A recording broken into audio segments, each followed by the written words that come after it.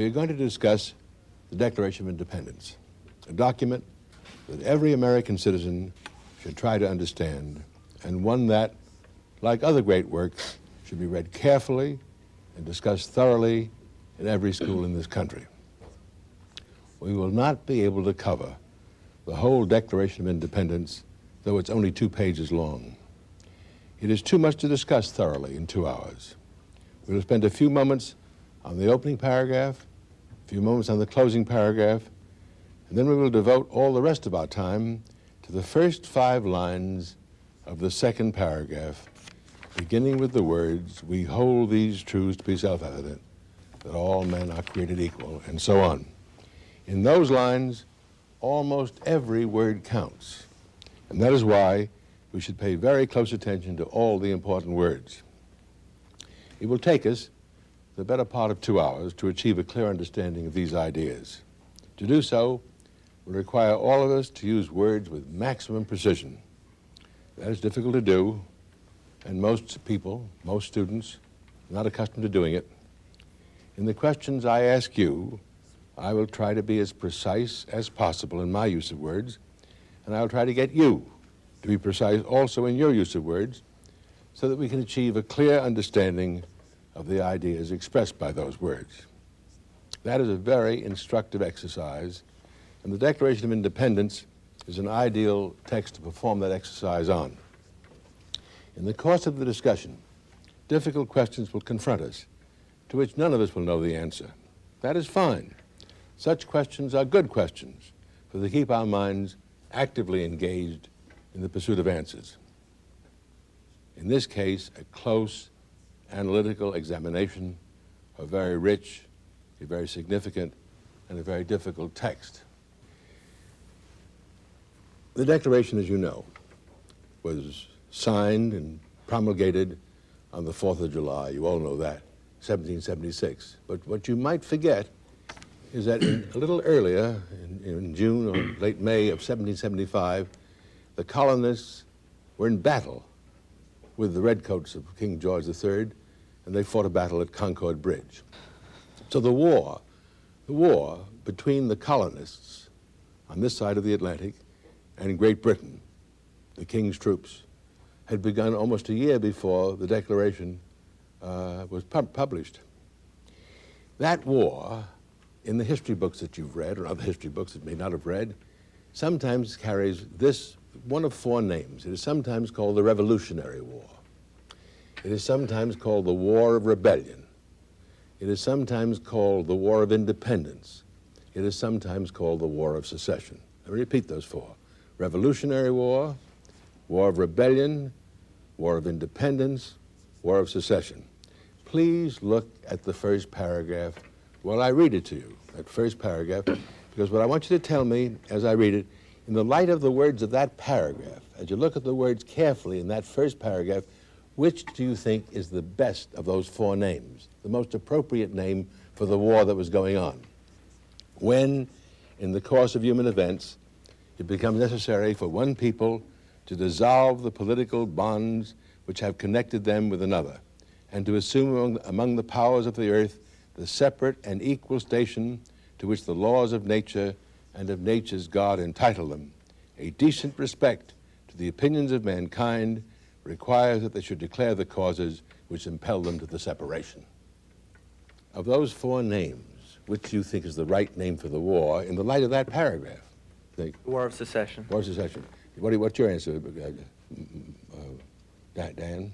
War of Succession. War of Secession. What's your answer? War of Succession. War of Secession seems to have the most votes so far. Has anyone any other name to defend? Yes? War of Rebellion. War of Rebellion, you think? Yes, Tim? War of Independence. War of Independence. Would anyone call it a Revolutionary War? That's by the way, that's the name that usually, in almost all history books, there are even titles, The History of the Revolutionary War. Tell me why, coming back to you, Darrell, why did you think War of Secession was the right name? Well, it talks about dissolving the political bands and then impelling them into separation. Separation. That was your reason also, I take it. That, by the way, Tim, would just as easily justify War of Independence, wouldn't it? Yeah. Does anyone disagree, we didn't spend much more time on this, does anyone disagree that either of those two names, War of Independence or War of Secession, are better names for the war than Revolutionary War or War of Rebellion? Would anyone like to defend those words? Well, that's good. And that leads to another question. You all know about the French Revolution, which took place in 1789. You will know about the Russian Revolution that took place in 1917. How does the American Revolution, often called that, differ very strikingly from the French Revolution and the Russian Revolution? Yes? With the American Revolution, it was more of not a change of the way of life. It was that England had granted rights to all its citizens and then denied it some of those rights to those to the people living in the colonies. With the French Revolution and the Russian Revolution, it was a complete change of the class system and the way of life in those countries. The French and Russian Revolution happened within the country, and the English Revolution, it wasn't an English Revolution happening in England, it was a colony revolution. So that's why I wouldn't really... Yeah. Tim? The American colonists didn't try to change the government of England. They tried to Separate themselves themselves. independent. That's right. In the case of the French Revolution, they threw out the king. Right. In the case of the Russian Revolution, they threw out the Tsar. We didn't Americans- throw out George III. We separated ourselves. We had independent status. That's very good indeed. Now then, take the text, beginning with the words, we hold these truths to be self-evident. And now I'd like to, with your help, examine it word by word, because it's just as weighty and fruitful as that. We hold these truths. The first word that stops us is the word truth. You all use it every day in your life. You say true, you say false. Laura, make a statement right now that everyone around the table will know immediately is false. Everybody in this room is over 18.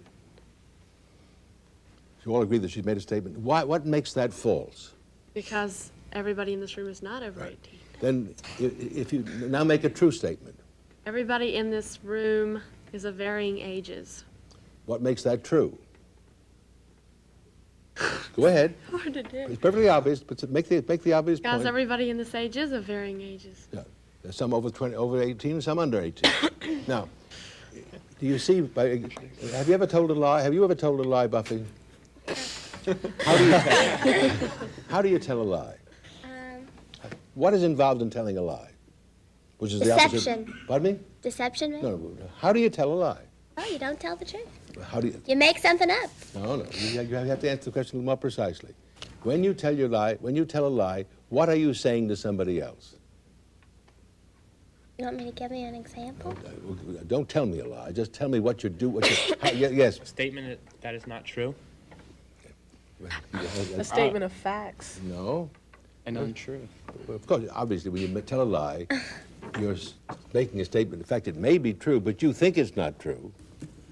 What is the relation between what you say in speech and what you think when you tell a lie? Yes? You know the truth, but you tell them something different. Whenever you tell a lie, you say something verbally which you think which is the opposite of what you think is true. If you happen to think, Laura, that it's raining out now, and you said to all of us, it's a bright, clear, sunny day, you'd be telling a lie even though it's not raining out now, because you mistakenly think it is raining out now, and you say the opposite, right?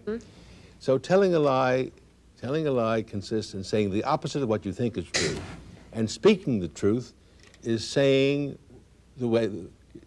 something which agrees with the way things are. Now that, I have to tell you because it's a wonderful statement, Aristotle, many centuries ago, in one sentence, defined truth and falsity. He says, we think truly when we think that that which is, and that that which is not, is not. We think falsely when we think that that which is not, and that that which is not, is. That simple sentence indicates that when your thinking agrees with the way things are, you think truly. When your thinking disagrees with the way things are, you think falsely. And all containing those words is and is not. So we go on to the next. We now know what truth is. But the next one is a little more difficult. We hold these truths to be self-evident. Tim, what makes a truth self-evident? Self-evident truth is something that is obviously true to everyone.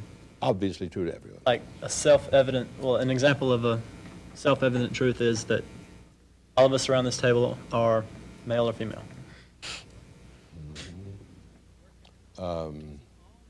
I think that's not a good example of self-evident truth, though it is something we obviously all agree about. Tell me a little more about what you think it's sufficient to say that a self-evident truth is one. Suppose for a moment that someone said, I don't agree with that. There are some people around the table that are neuter. it isn't. It's possible to think that. Yes? Self-evident truth would be Laura's wearing a purple shirt. No, that's obvious. You see, the point I want to make is that it's perfectly evident. It is perfectly evident to my perception as well as to yours that Laura's work, but evident is not the same as self-evident. That's an evident truth. Okay, I see. I asked you what a self-evident truth was. Anyone? One question. Have you all studied geometry? Yes. All. In the geometry course you studied in high school, did you meet up with the distinction between axioms and postulates? Ever heard of that distinction? Yes. Never heard of it? Yes, I've heard of it. but What I is don't an know. axiom? I couldn't tell you. I've heard I of it. I expect- tutor geometry and still don't know. Let me be sure that no one around this table knows that you all studied geometry, you all passed the course, and none of you know the distinction between axioms and postulates? I think Yes? I do. Isn't an axiom something you accept as true and you just don't question it? And And then a the postulate? postulates are based upon the axioms? No. Postulates. In fact, Postulates are based upon proof. in fact, it's the other way around.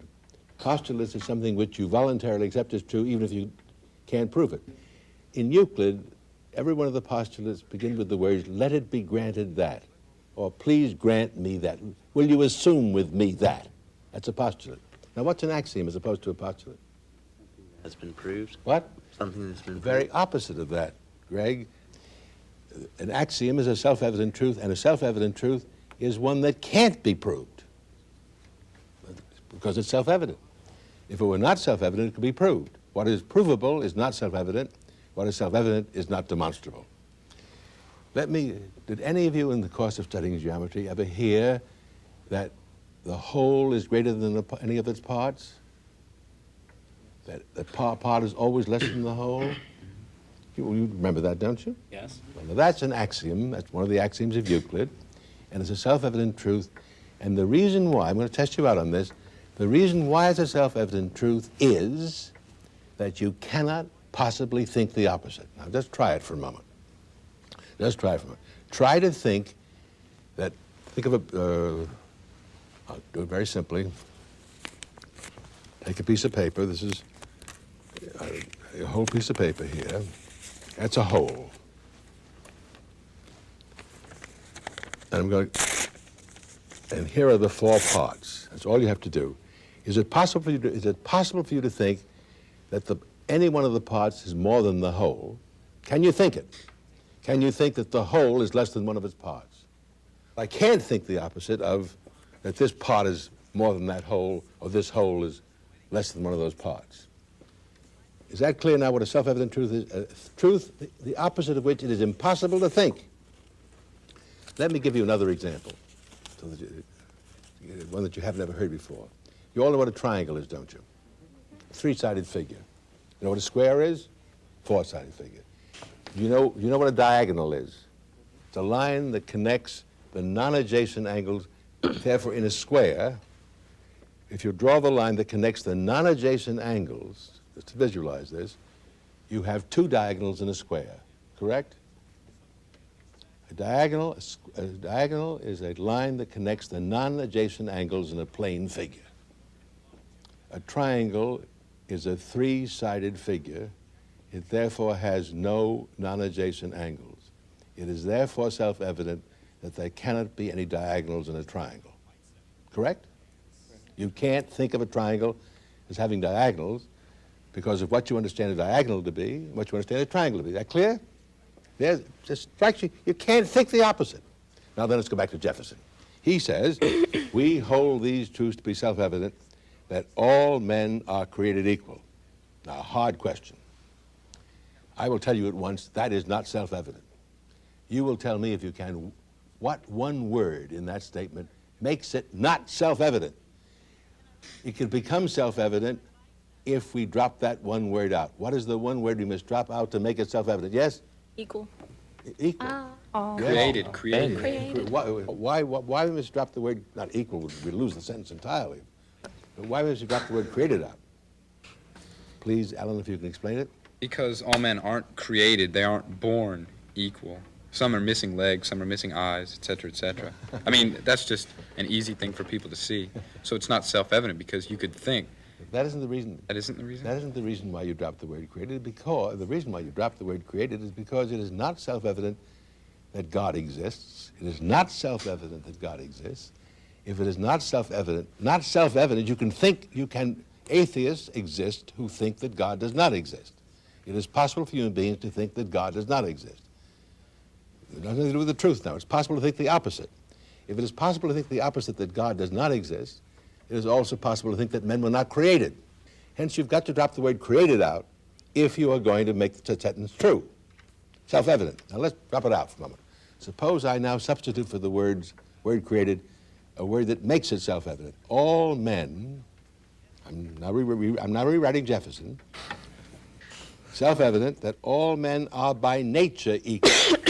Before you think of that, I want you to tell me what the word equal means. Now that's you all use the word equal and unequal every day of your life, but you must tell me in so many words when two things are equal and when two things are not equal. Let me take as an example, very simple. This pointer and that pen are unequal in length, are they not? What makes them unequal in length? Our measures are different. I have to say something more than that. What does their inequality in length consist in? What makes them unequal? They're not equal. Notice what I said. They're unequal in one respect, namely the respect of length. What makes them unequal? One's longer than the other. One is longer than the other. One is more and the other is less in length, correct? It's as simple as that. See, now then, if two things are unequal, follow now, if two things are unequal in a given respect, when one is more and one is less in that respect, when are two things equal, Dan? Tim, rather? They're the same. In a given, not the same, when one is neither more nor less in that respect. Now then, if that's what the word equal means, let's come back to the sentence. We hold these truths to be self-evident, that all men are by nature equal, which means that all men are neither more nor less in a certain respect. In what respect is it true? In what one respect? In what one respect, only one, is it true that all human beings are neither more nor less? Right. What? Human. That's right, absolutely right. It's the only respect. The statement that all men are equal has only one truth to it, namely, in the respect of their common humanity, as being all members of the same species, all human, no one more or less human, they're all equal, right? Right. So we've got a self-evident truth here. How about the next one? That they're endowed by their nature with certain unalienable rights. Leaving aside the question of self-evidence there, I want to know two things. If the rights that Jefferson calls unalienable are rights that human beings have endowed in their nature, are unalienable rights the same as natural rights? Are unalienable rights the same as natural rights? Are these three phrases synonymous? Unalienable, listen carefully, unalienable rights, natural rights, and human rights. But are those three names for the same thing? Unalienable rights, natural rights. You've already said that unalienable and natural are the same. Would you say that natural and human are the same? Sure, because it's human nature, right? Yes. So we've got three names now for what Jefferson told us. Unalienable rights, natural rights, human rights. Next question. What does the word unalienable mean, Greg? That What does the word unalienable mean? they can't be taken away? Right. You all agree with what Greg just said? What is unalienable? That's exactly what the word, what is alienable can be taken away. Now that you've answered that question, I'm going to put you on the spot. Ready? Among these rights, says Jefferson, are life, liberty, and the pursuit of happiness. I want to take liberty for a moment. And let's say for a moment that, just quickly, the word liberty means being able to do as you please. A man commits a crime, is justly tried, justly convicted, and justly sentenced to 20 years imprisonment. Would you say that when we imprison this justly condemned and sentenced criminal, we are taking away his liberty? Yes, Then Jefferson is wrong, then the liberty is not unalienable. that's correct. You think that so? Well, Yes, yes, yes? You opening your mouth? I was about to, but no. Well, keep on opening. Wait, you said, all right, you said that the man is like thrown away. I mean, Greg helped us by saying unalienable means a right that can't be taken away. So I gave him an example. We take a man who's a criminal, try him justly, sentence him justly to 20 years in prison. We obviously he's taken away his liberty, have we not? yeah, but he's What? taken away somebody else's right, and that, I mean, he's broken the law. Yeah, that's correct. And It he's still taken, leaves the question very difficult to answer. Have we not alienated or taken away what Greg says can't be taken away because it's called the right to liberty is unalienable? we have, but not unjustly. I did not say that, but maybe we've done it justly, but if we do it justly, then it is no longer an unalienable right, correct? It can't be both alienable and unalienable. What do you do about that? I was going to say he forfeited his liberty. Oh, very interesting indeed. He gave his liberty up. Tell not- me about, I'm delighted to have you use the word, Buffy. What do you mean by forfeited? Well, he. Go ahead. I don't know, but he Well, by you doing said that. it, didn't you? By doing that, he committed an You evil committed a act. crime. Huh? So yeah, so he's putting his liberty on the line by doing that, and he knows that maybe it's against somebody's pursuit of happiness. Yeah. So he has given up his right to claim his liberty. I'll come back to you in a moment. Tim? I think we need to further qualify unalienable to mean that it can't be taken away by another person. Perhaps the criminal forfeited the liberty himself. Well, that's what Buffy said. So, now, but the question I want to ask both of you now, all of you listen to this, please, because I want you to come in on this. Both Tim and Buffy have helped us along by saying that unalienable right has been not taken away so much as forfeited, given up by the Criminals Act. The next question is, has he given up the right or the exercise of the right? Has he given up the right? Now, before you answer that question, think of the 20 years being over, and he comes out of prison.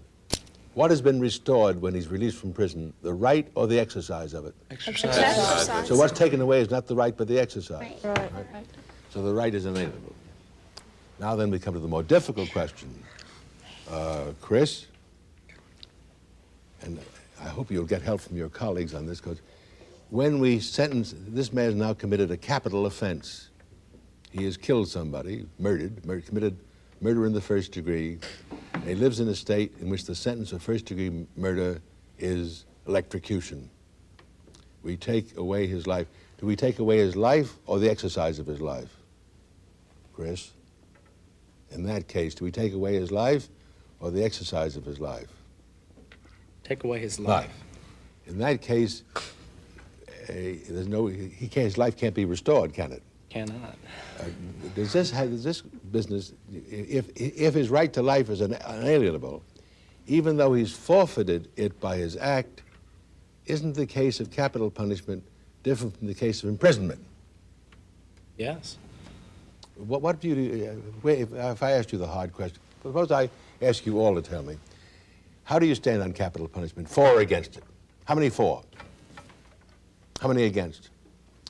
Why for? Why for? Did you say for? Because if a man takes someone else's life, he deserves to die. Why against? I'm against because if I take your life and then he punishes me by taking my life, he's doing nothing any better than what I was doing. Except that you took his life unjustly, and he's justly punishing you. He's the judge. Who is to judge If you that? consider Well, no, the court. taking Well, some, that is if you a person. consider it just to take someone else's life, Yeah. seems to me that you're breaking your own rules. Yeah. You can't kill and then you turn around and kill somebody. I mean, take it But- apart. but- Take You it can apart. take somebody's liberty away and give it back, but if you kill somebody's, what you get away, you take away the exercise. right. But get you back can the never exercise. take the exercise of a life away. Right. And I'm for it. So I think, once I'm for capital punishment. So I think once somebody kills somebody, that life imprisonment doesn't Not near really enough because- ever, Yes? If we said the right was unalienable, then we can't take his life away, so it's wrong. Yeah, but I'm not doing this by the Declaration of Independence. But you see, either these rights are inalienable or they're not. Jefferson is saying flatly that natural rights and human rights, which are the same thing, are rights that can't be taken away, even justly. And yet, we've solved the problem, I think, in the case of liberty by saying the right is not taken away. The person, by committing the crime, has forfeited his exercise of the right, and when his term in prison is over, the exercise of the right is restored. That's easy. The case of capital punishment is more difficult. I'm confused on the definition of right. And if you could just explicate that a little bit more. I'm glad you asked, and I'm going to postpone the answer for a moment. You certainly have every right to know what the word rights means. Bill of Rights. Among the certain inalienable rights, and the word right, by the way, occurs twice. It occurs in the, I want you to notice the two places where it occurs, and it doesn't mean that, very good to ask the question, because the word occurs twice, and in the two occurrences it has different meanings. You're looking at it where it says there are certain unalienable rights, correct? Among these are. About 5 lines down, it says, when any form of government becomes destructive of these ends, it is the right of the people to alter and abolish it. The question is whether the word right used in that second sentence has the same meaning as the word rights in the first sentence. Follow me? We'll come back to that, if you will, in a moment. But let's stay leaving the word rights hanging in the air for a moment. That's a very difficult word. And it's going to take me a little time to get to it. I have to be patient. That to secure, I come back. Certain unalienable rights, that among these rights are life, liberty, and the pursuit of happiness. And now I come to the most difficult words of all, the pursuit of happiness. I'm going to ask a very hard question. Do you think the right to life and the right to liberty are rights in the same sense, still leaving the word right to be examined? That the right to life and the right to liberty are rights exactly in the same sense as the right to the pursuit of happiness? Or is there a shift in meaning when it goes from life and liberty to the pursuit of happiness? Anyone on that one? It becomes more precise as you go on down with life, liberty, and pursuit of happiness. With liberty, with life comes liberty, comes pursuit of happiness. Pardon me? What did you just say? With life comes liberty. With liberty comes the pursuit of happiness. What you're saying, if I understand you, Tom, you're saying life and liberty are means to the pursuit of happiness. If you say from them comes, what the end comes from the means, you're saying the difference there is that in one case, Jefferson is naming an end, the pursuit of happiness, when he talks about that, and in the other case, he's naming means to the pursuit of happiness, since no one can pursue happiness without life, and no one can pursue happiness without liberty. So let's take what you're saying, and I think that's a good steer, and I'm going to rewrite the Declaration a little more now. By the way, I'm just improving on Jefferson a little bit. I want to expand that sentence. I want to expand that sentence as follows. All men are endowed with certain by nature, with certain unalienable rights, that among these are life, liberty, and a number of other things that are means to the pursuit of happiness. Now, that are means to the pursuit of happiness, as life is and liberty is, other things too. The crucial word now is happiness, and the word that goes along with it is pursuit. But first I must tell you two things. Jefferson, before he wrote the Declaration of Independence, with James Mason, a fellow Virginian, wrote the preamble to the Constitution for the state of Virginia. And James Mason, in that draft, said life, liberty, and the pursuit and attainment of happiness. So Jefferson learned from Mason the phrase pursuit and attainment of happiness. And when he came to write the Declaration, he dropped the word attainment out and kept the word pursuit. Have you any comment on Jefferson's editorial emendation? Was he right to drop the word? Do you think he was right to drop the word attainment out and keep? Why? Tell me. Yes, he definitely was, because not everyone attains happiness in life. But everyone has the right to pursue it. Yes, but The right to attain it is more than anyone can get. No Right. government could secure that right, could they? right, it's very ideal. They could secure the right. No, they could. A government could secure the right to pursue happiness. It couldn't secure the right to attain it, could they? So Jefferson was. Now, the other thing I want to tell you is that this phrase, life, liberty, and, is also to be found in a great English writer that Jefferson knew, that many of the phrases of which come into the Declaration. That's John Locke, who in 1768 wrote a book called Second Treatise on Civil Government. And there, John Locke talks about doesn't call them unalienable, calls them natural rights, which he says are life, liberty, and property. Life, liberty, and property. And Jefferson dropped the word property out and put the word pursuit of happiness in its place. So that's a very crucial phrase in our Declaration that occurs nowhere else in the world. That requires us to look at the word happiness, because we can't understand what the Declaration is saying unless we understand what the word happiness means, correct?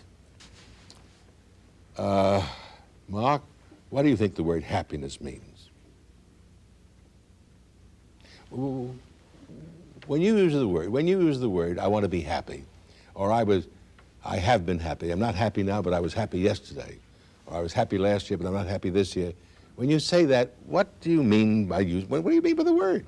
Pleased with the way I am at the moment. What makes you pleased? What makes you Everything. pleased? Oh, you have to say a little more than that.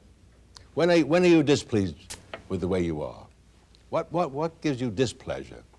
If I fail, of course. What? If I fail, of course. You don't have what you want.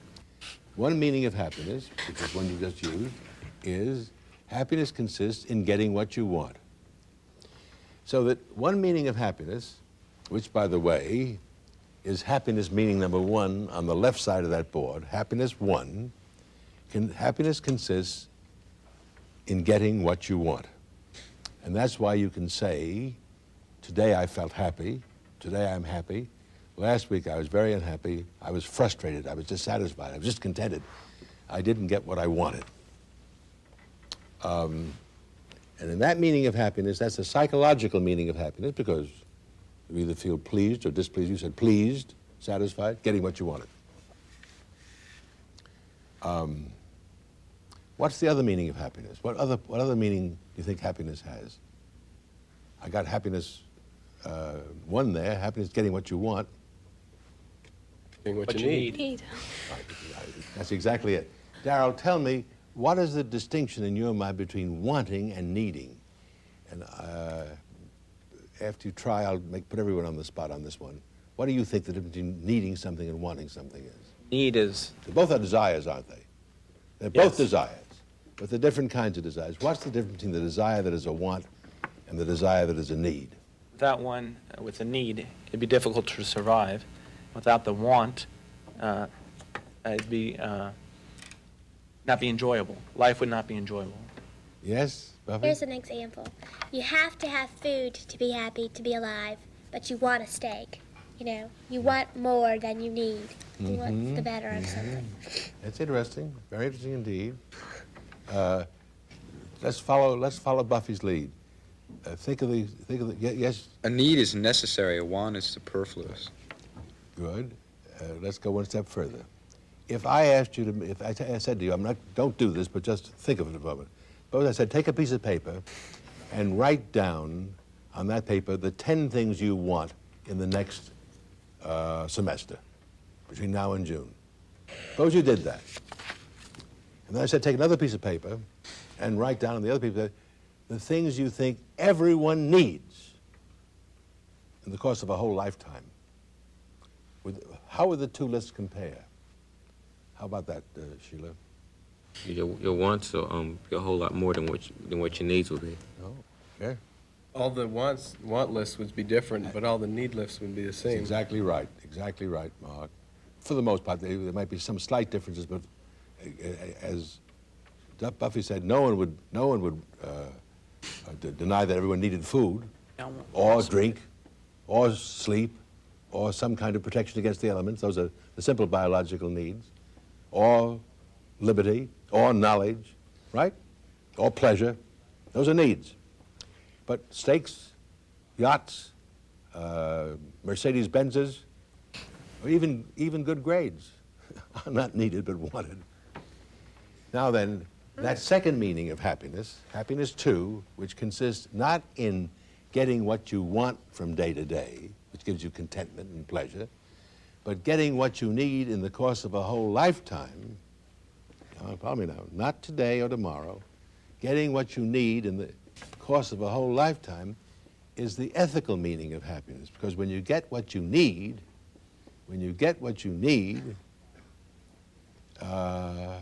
you have all the real goods. Things you need are really good for you. You can't need anything that's not really good for you. You possess all the real goods that a person should have. Which of those two meanings? Meaning one is the psychological meaning, in which you could be happy one day and unhappy another. Meaning two is the ethical meaning, or moral ethical meaning, in which a happy life as a whole is a good, morally good life, made morally good by your having all the things that every human being needs. Which do you think Jefferson means when he says the pursuit of happiness? Which do you Happiness two. What? Two. Clearly, it must be. Why must it be two, Tom? Why must it be two? Sitting there talking about What is? If someone said, no, it's one. How would you argue against him? How would you show he couldn't possibly be right by saying it's the first meaning? Yes. Because it'd be impossible for a government to satisfy everyone's wants. Exactly right. It'd be impossible to do that, because you and I might want conflicting things. Might we want? If I got what I wanted, you could get what you wanted. But there's no conflict in our needs. The government can secure both your needs and my needs since they're the same. So Jefferson must have meant the ancient meaning of happiness, which is the meaning of a whole good life. And let me take that sentence again. We are endowed with certain inalienable rights, among which are life, liberty, and anything that any human being needs in order to achieve a morally good life. Now I want to come back to the good question that Darrell asked. You want to know what rights are. The text doesn't help us on this one, but we've got enough of the discussion now to find out. You and I and every other human being has a right to what anyone needs, and has a right to what any human being needs, not what any human being wants, has a right to what any human being needs in order to lead a good life. Natural rights are rooted in natural needs. If there were no natural needs, there'd be no natural rights. That clear? Answer your question? Yes. Now then, do you think that's the same meaning of the word rights down a little below when Jefferson says, when a form of government becomes destructive of these ends, it is the right of the people to alter or abolish it? Is that a right in the same sense as a natural right? Or does the word right have a different meaning? It's a different meaning. They don't have a right in the same sense in which a right is based upon a natural need. We don't have any natural need to alter and abolish governments. That's not a need like hunger, the hunger and drink and need for liberty. But the word right there means it's correct, it's all right, it's justified. You follow the point there? Let me read. Prudence indeed will dictate that governments long established should not be changed for light and transient causes. And accordingly, all experience hath shown that mankind are disposed to suffer while evils are sufferable than to right themselves by abolishing the forms to which they are accustomed. But when a long train of abuses and usurpations, pursuing invariably the same object, evinces a design to reduce them under absolute despotism, it is their right, it is their duty to throw off such government and to provide new guards for their future security. Now, in that sentence, something new has happened. What new word, Jefferson has said a little earlier, 10 lines up, that when a government doesn't secure the rights of its people, they are justified in overthrowing it or altering it. Now he says something different. What does he say different? Duty? Their duty to overthrow? You've got the right answer. He said their right and their duty. If I understand this, I imagine yourself going home to your parents and saying, if this government is if the government of the United States is unjust, I am morally obliged to try to overthrow it. That's what Jefferson's saying, isn't he? What do you think about that? Well, why, in what way are you morally obliged? Morally obliged, your duty, your moral duty to overthrow an unjust government. Yes? Because if it's unjust, then it's breaking your moral rights, so like your unalienable rights. So you're morally obliged to overthrow it because it's breaking your moral rights. You're very close to it. See, I'll come back to you. Did you understand what he said in the first place? Did anyone want to ask him a question what he means? Did you understand what Mark said? Say it again, Mark. Try it again. Try it again. Okay.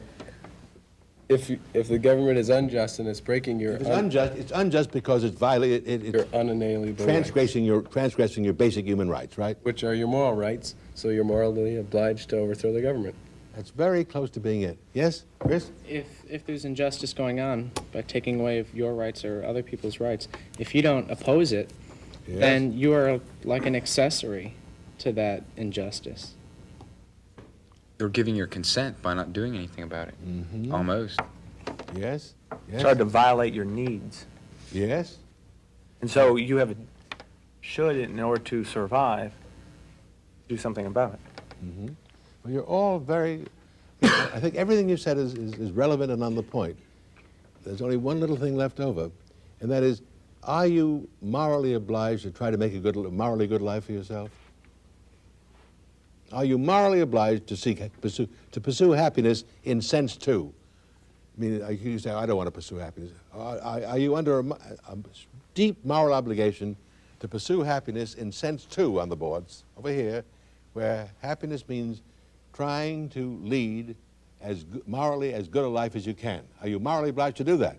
Yes. Yes. Now then, if in order to do that, you have certain needs, rights to certain things that you need to lead a morally good life, and if an unjust government transgresses or violates those needs, you can't perform your moral duty, can you? Hence, if you have a duty to lead a good life, you have a duty to overthrow the government that interferes with you leading a good life. That amounts to what you're saying. I'm not adding very much. Have I added anything to what you said? I don't think so. Thank you. So that in some sense, we only are justified in being rebellious against an unjust government, but we are also morally obliged to be rebellious against an unjust government. That's a very strong doctrine.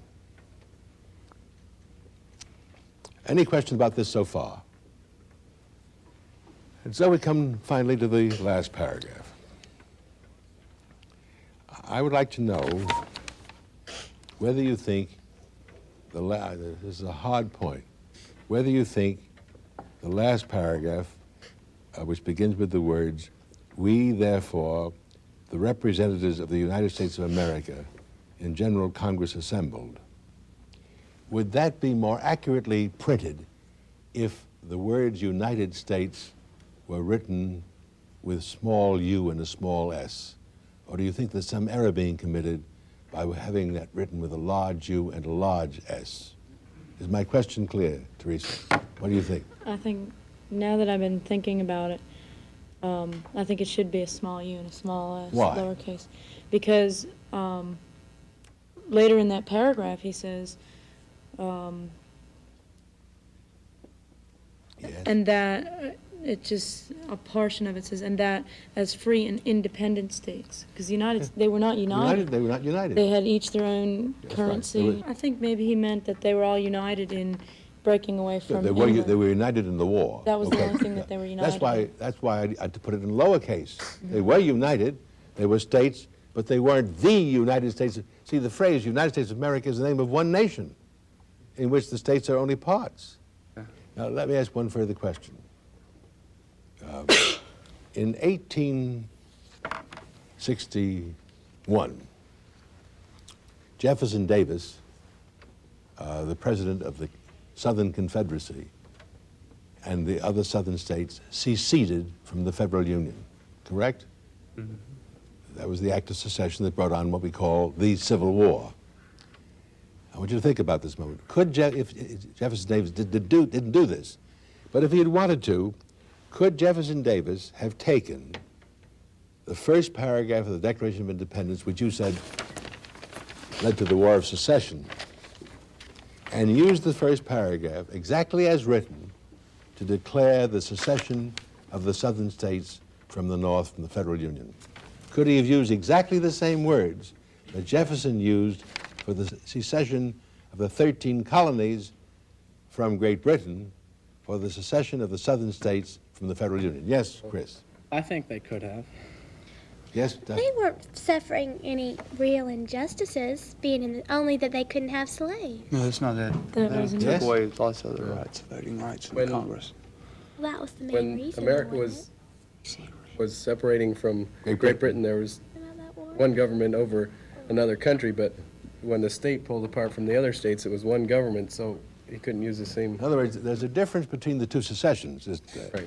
In one case, colonies were seceding from or seeking their independence of an imperial power, which was Great Britain, the Great British Empire, correct? In the case of the southern states, they were equal with the northern states in the Federal Union.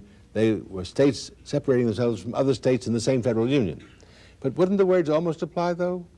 Wouldn't those words almost apply for Jefferson Davis, Mark? No? I think so. I don't think you'd have I to guess it change one doesn't say word. of it. anything about No? having another government. I think, in my opinion, Jefferson Davis could have used those words for the secession of the southern states. This is an extraordinary document. I hope you'll read it again. And in those lines we read carefully this afternoon are the fundamental principles of American political life. This, more than even the Constitution, states the ideals, the basic ideas that make America what it is.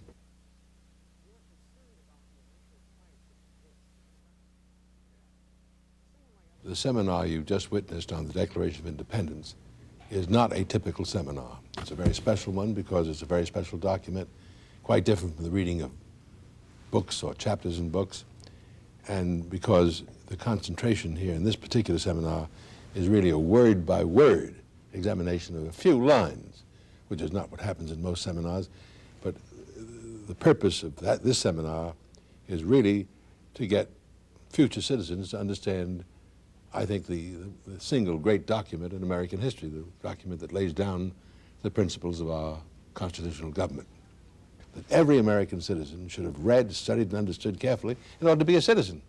And that we are not doing, obviously. Yet, also, in the very short time, we didn't do it perfectly, but we did, I think, come to a fairly good understanding of some basic notions in this text, and I thought they were very good indeed in making that distinction between the right and the exercise of the right, and what unalienable was, and what they had to say about capital punishment. They were very good, even though the diagram on the board helped them on needs and wants. Nevertheless, they were very good on needs and wants when that came to the front. So I think they did extremely well in handling a difficult text on a word-by-word and line-by-line basis, which is the purpose of this particular seminar, and is not duplicated in any other case. The second thing I want you to observe is how, in my judgment, poorly geometry is taught today. They've all taken courses in geometry, and not one of them knew what an axiom or a postulate was. That's not their fault.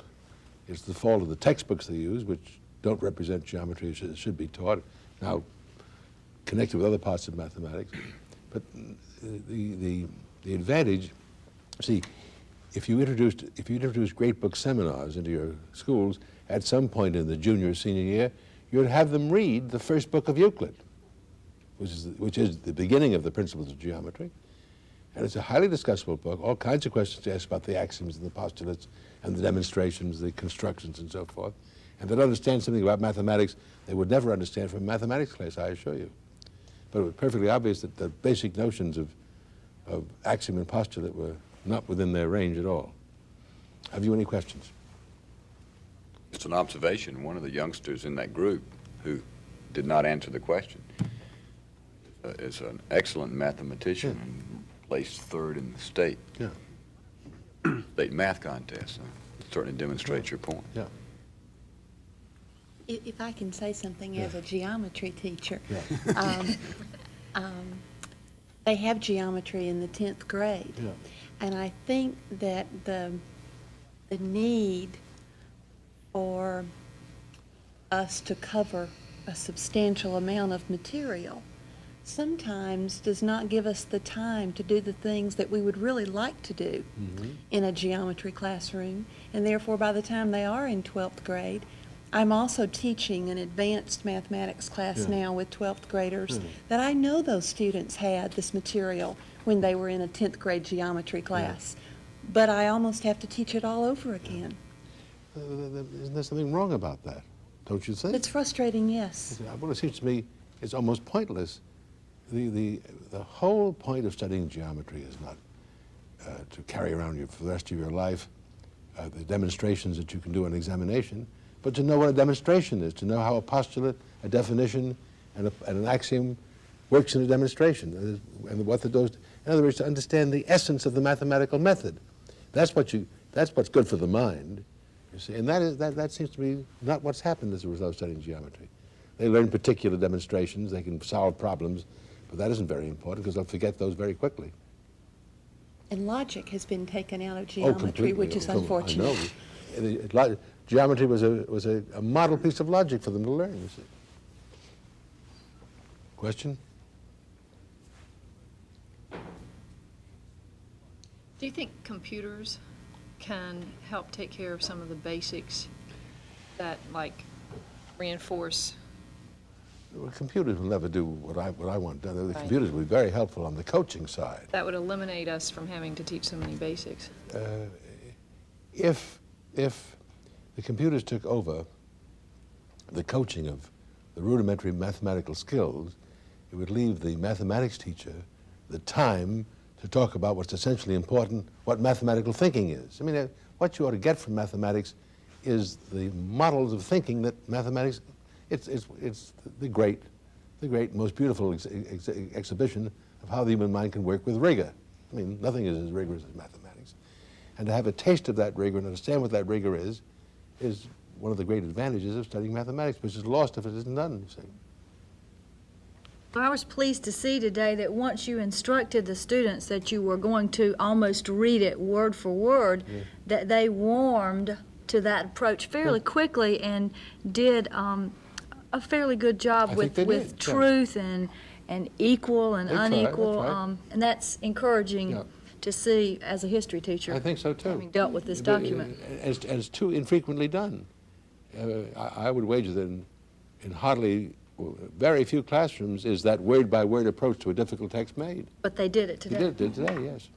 I wanted to ask you something with regard with that, and I found myself a little bit frustrated because I felt that you had a very focused idea of what you wanted to do and were making judgments about what to spend time on. No question about that in this case, because in this case, my aim was to have these 10 lines well understood. It wasn't an open discussion in the sense of anything goes. I wanted to be sure that every crucial word in that text, which is so essential, was examined and understood as well as it could be understood. And I think that happened. If they didn't understand something, I'd say, well, I'd force them to try to understand it right then and there. In other words, I'd follow it up. The seminar would not be enough. I'd go through a written exercise and an oral exercise with them, because what I want to do here is to have them understand something they didn't understand before. I thought there were a couple of points where that would be useful. The one that I was struck by particularly was this question of created, and one of the students did come back to it and say why, and you said that you felt that that was part of the rhetoric of the time. You made a judgment that that word wasn't worth dealing with in this particular context. My only point about it is not that it's false, but that it removes, it doesn't enable, it stops Jefferson from saying it's self-evident. Because whatever can be doubted is not self-evident. And God's existence can be and has been doubted. And that men are created, not evolved, has been doubted, you see. And so I just want to call attention to the fact, not that it's false, but not self-evident. Follow me? And that's very important to understand.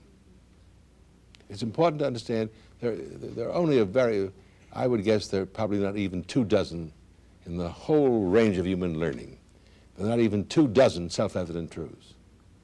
Many of them in mathematics, as a matter of fact. Most of them in mathematics, but there are some in moral philosophy and some in metaphysics. I'll give you a metaphysical self-evident truth, namely, only the actual acts, which I mean, a possible rain shower can't wet you. Only an actual one. It's very simple, isn't it? But it's self-evident. There are a few like that, but not many, and it's important to recognize them, you see. And by the way, they all saw quickly that triangle one, didn't they? Yes. Got it at once. It's very, very important to have them get that as a model, because they often say that's self-evident when it isn't self-evident, as Jefferson did himself. I think one of the things that's intriguing about a seminar is that the director has to, at some level, be satisfied that thoughts are incompletely learned. Oh, surely. For example, the issue of the exercise of liberty as opposed to liberty. The right to it. I didn't feel that I understood it. I wasn't sure that a fair number of students understood it. And how do you, as a seminar director, decide we understand it enough to go on, we understand it enough that it will come up later in their lives, or I need to stop and go on with this? I don't know the answer to that question. It's pragmatic. You have 2 hours or some part of 2 hours, and if you really pushed any one of those points for all it's worth, it would take much more than 2 hours to do it, you see. So what you've done is you've started them thinking about that distinction, the right and the exercise of it. Well, that will grow. It'll come up in other cases. If you stayed with that to push it to its the full measure of its understanding, you would, I think, not get through all the points you wanted to cover, you see. And you can take a choice. You could do it either way. You could also follow up, though, couldn't you? Sure you could. Next day. Sure you could. With some issue that was particularly bony Well, through a didactic lecture. Let's suppose for a moment, I'll show you how that would happen. Suppose that you got the papers in that I asked them to write, and all of them mentioned the distinction between the right and the exercise of the right. Then you call the student in and say, that's a very nice paper. Tell me, let me hear again, how do you understand that distinction? Then you'd have a chance to push it as far as you can go, you see? So you haven't given up on it, you see, particularly if you connect the seminar with a piece of writing and an oral interrogation. In other words, the seminar by itself is not enough. It's only going to happen once a week, but it should be connected with the coaching exercises that involve writing and speaking and answering questions and so forth. Is that clear? Having had the session today and recognizing those youngsters who participated, will you go into your next session keeping in mind those youngsters who did not participate? Oh, yes. Is there a game plan? Yes, I will. Today, I did not make the effort, as I will make on later occasions this week, to get everybody in.